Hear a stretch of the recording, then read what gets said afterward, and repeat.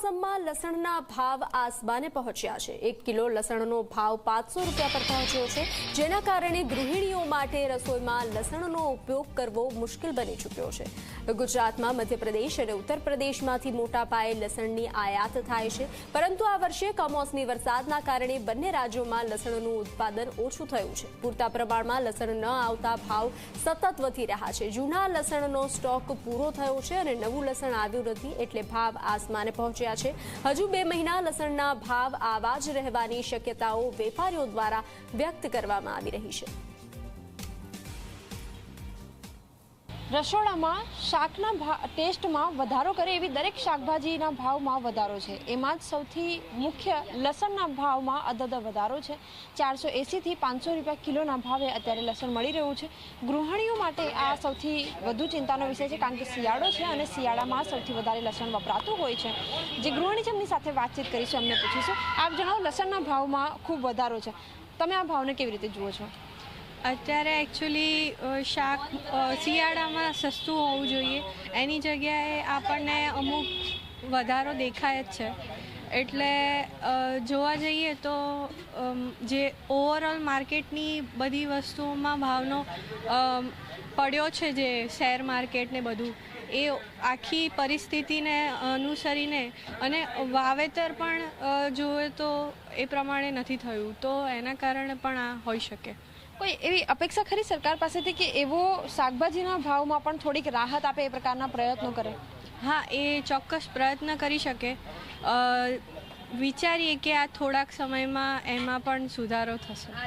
બિલકુલ, ક્યાંક જે ખાદ્ય વસ્તુઓમાં જે મોંઘવારી છે, સતત ને સતત વધારો જોવા મળી રહ્યો છે, અને એમાંથી જ જે શાકભાજીની વાત કરીએ તો સૌથી વધારે લસણ અત્યારે સૌથી વધારે મોંઘું જોવા મળી રહ્યું છે।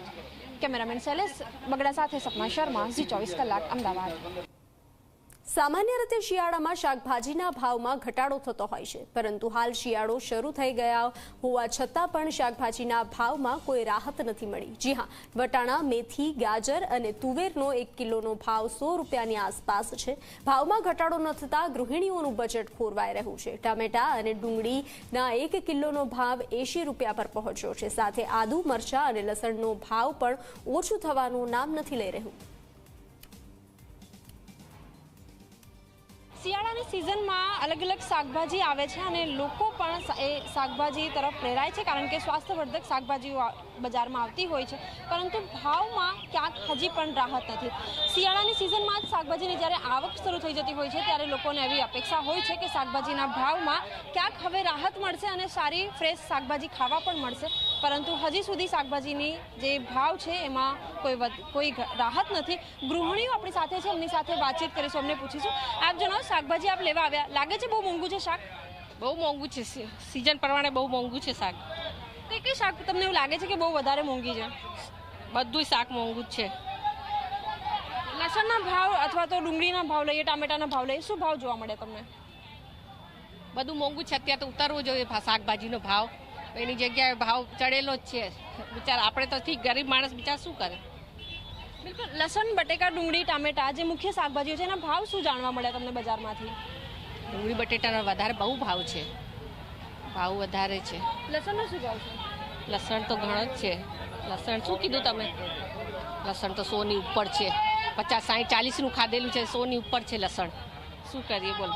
બિલકુલ, 2 વર્ષ પહેલા જ જે લસણ 75 રૂપિયા કિલોના ભાવે મળતું હતું, 100 રૂપિયા કિલોના આસપાસ મળતું હતું, 2 જ વર્ષમાં લસણના ભાવમાં 6 થી 7 ગણા વધારો જોવા મળી રહ્યો છે, અને અત્યારે ક્યાંક લસણ 500 રૂપિયા, ક્યાંક 600 રૂપિયા, તો ક્યાંક 480 રૂપિયા કિલોના ભાવે મળી રહ્યું છે। કેમેરામેન